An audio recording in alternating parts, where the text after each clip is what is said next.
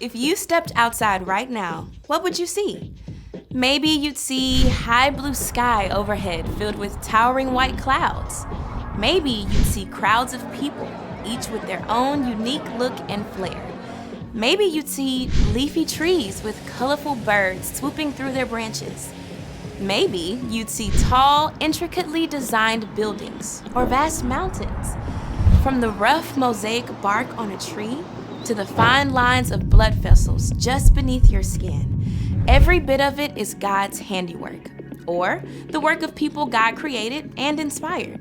Paul writes in his letter to the church in Rome, "Ever since the world was created, it has been possible to see the qualities of God that are not seen."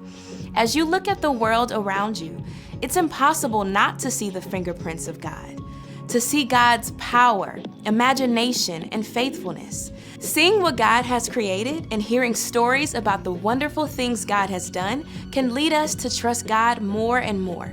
And when you trust God, you're ready to make a move. As you begin to rely on God to help you face your challenges each day, others can see God at work. That's why faith is an amazing way to worship God with your life. Because worship is about more than just singing loud, it's all about living loud.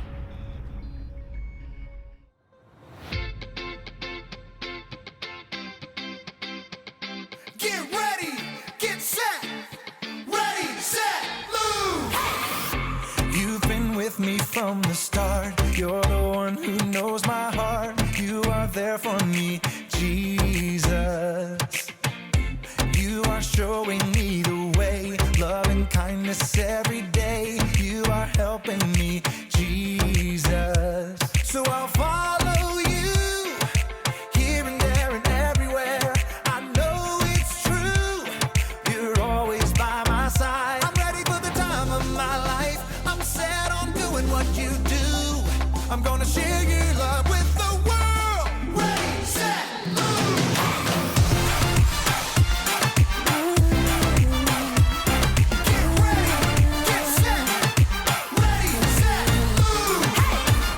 You've been with me from the start. You're the one who knows my heart. You are there for me, Jesus.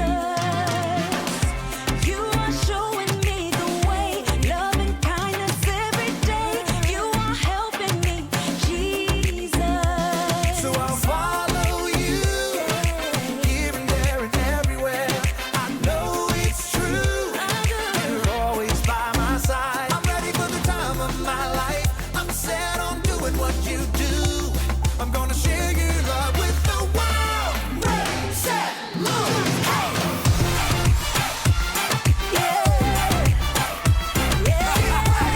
Get set, ready, set, move!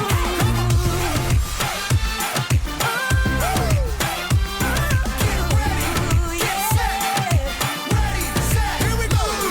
I'll do what Jesus told me, believe what Jesus showed me, love 'cause Jesus loved me. We trust that He is with us, no, He will never leave us. Let's shout what He did for us. Bring it down! I'm ready for the time of my life. I'm set on doing what you do. I'm gonna share your love with the world. Ready, set, move! I'm ready for the time of my life. I'm set on doing what you do. I'm gonna share your love with the world. Ready, set, move. Jesus told me, I'll do Jesus whatever you want me to do. ready, set, move.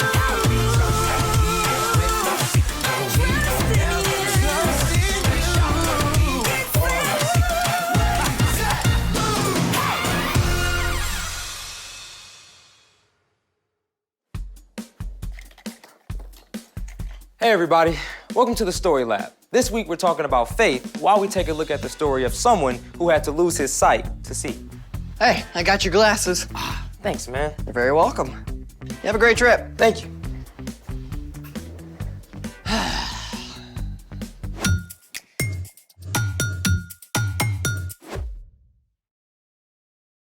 Hey, I'm Carter. And I'm Zeke. We're talking about faith. Which is trusting in what you can't see because of what you can see. Are you ready to move? Well, I want to see what's in the box. Me too. You mean you don't know? Not a clue. Wait, What? mysterious box? No label? It's a scary movie waiting to happen. You're right. Let's take precautions. Okay, you ready? On the count of 11. 1, 2, 3, 4, 5, 6, 7, 8, 9, 10. Zeke. 11.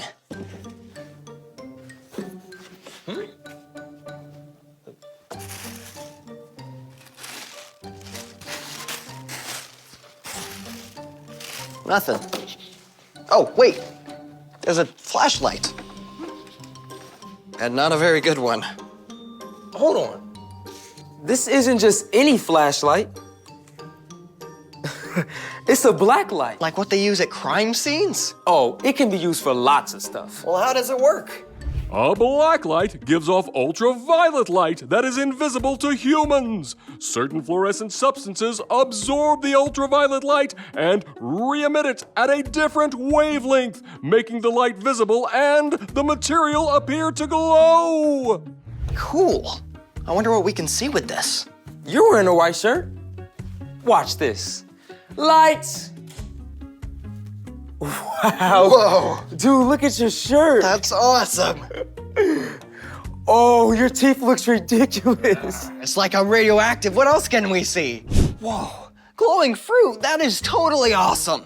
Ripe bananas get fluorescent so that they can attract animals like fruit bats that don't see the normal range of light. Ah, God must have a wild imagination to come up with that. Hey, there's a note in there. It's blank. You really think so? Ah. Lights. Find 6 letters around the lab and you will get a prize that's fab. So we're supposed to search the whole lab with the black light? Sounds like it. Well, what are we looking for? Not sure. Let's start over here. Following right behind you. I see you. Just make sure you have my back. Oh, look. Ooh, it's a P. Wow. Let's keep going. Okay. Oh, it's a 3. But that's a number? I think it counts, right? As numbers do. Let's keep going. Okay, so we have a P and a 3. Oh, look. Ooh. An L. The plot thickens. Yeah. I think we gotta find some more. Ooh, right behind you. We gotta find some more, Zeke. Oh, look. X marks the spot, huh? Arg, matey. Okay, so we've got 3, P, L. X. Okay, 2 more. Right, that's 4.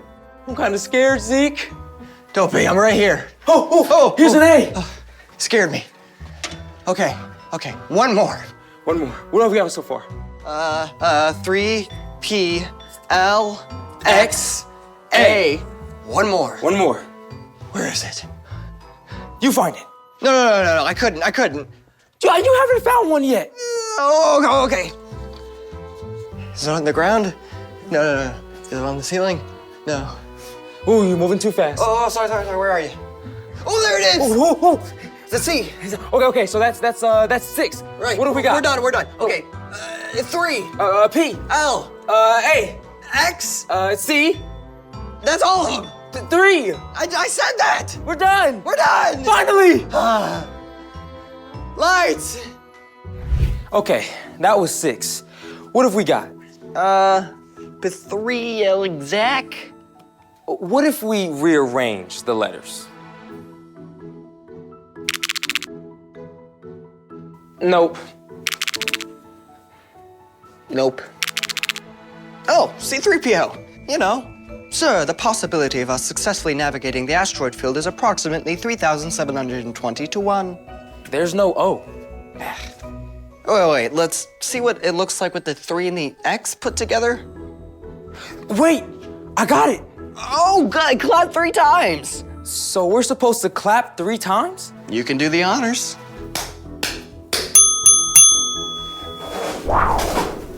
Ooh, a gift. What could be inside? I have no idea. Open it. No, you open it. No, you open it. No, I don't open it. Me neither. No, you. Okay. You ready? Yes.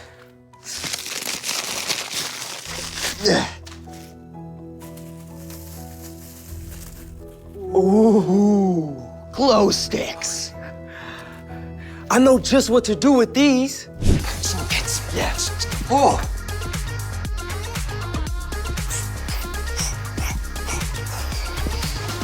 Zeke. Yeah. Zeke, Yes. I'm tired. Yeah, me too. Oh, that was a blast. I feel like I've gotten to see the whole world in a new light today. And we're just getting started. It's time for The story before the story. Today, we're in the book of Acts, which tells the story of the early church. But before Acts, way back in the very beginning, out of a deep, deep love, God made an amazing world. But when people turned away from God, the world was broken. God made a plan to draw people back into relationship. So at the right time, God sent Jesus, God's very own son, to live among us. Jesus gave up his life and was killed. But on the third day, he rose to life.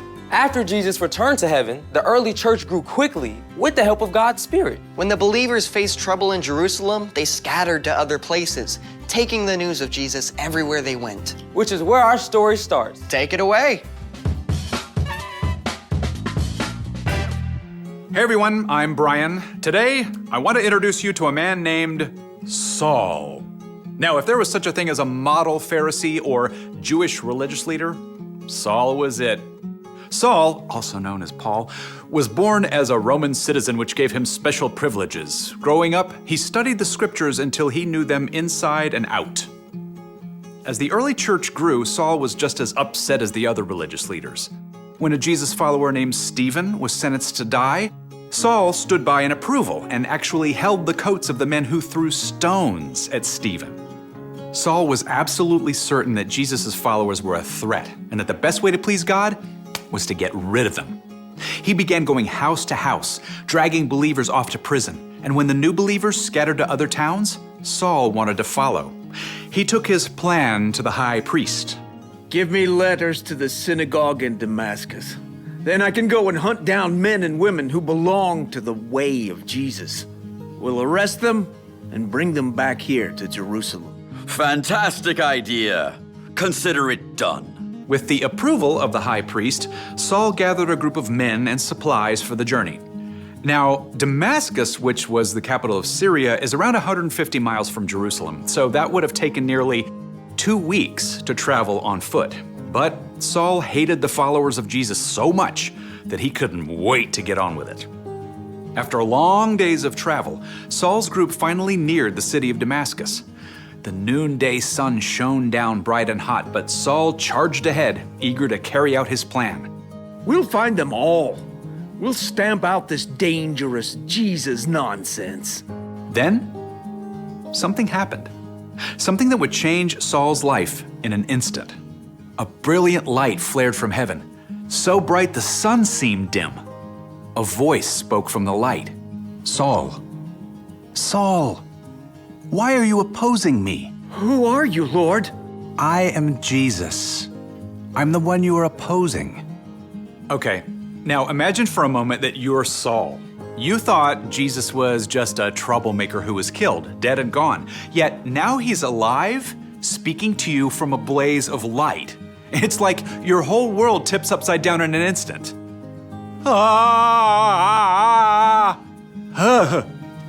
Whew.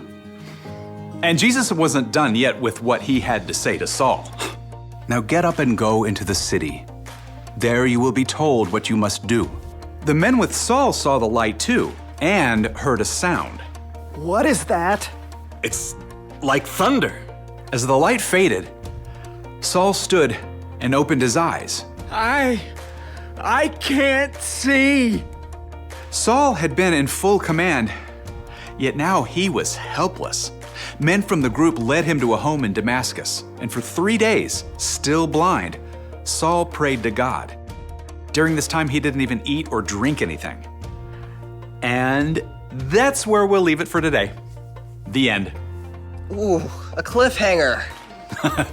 You're right, it's to be continued. You cannot just leave everyone hanging like this.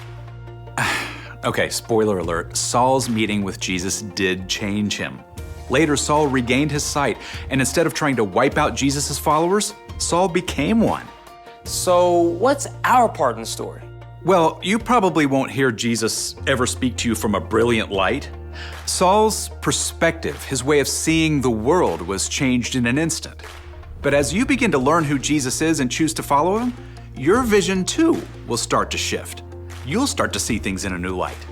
Like the stuff that happens to you. That's true. When you know Jesus, you discover that you are a child of God and that God loves you more than you can imagine.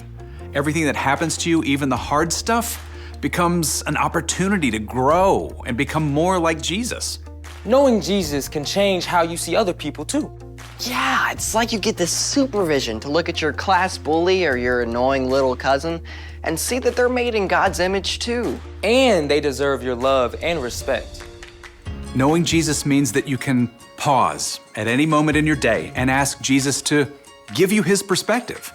The more you do, the more Jesus will show you ways to love God and love people in everything you do.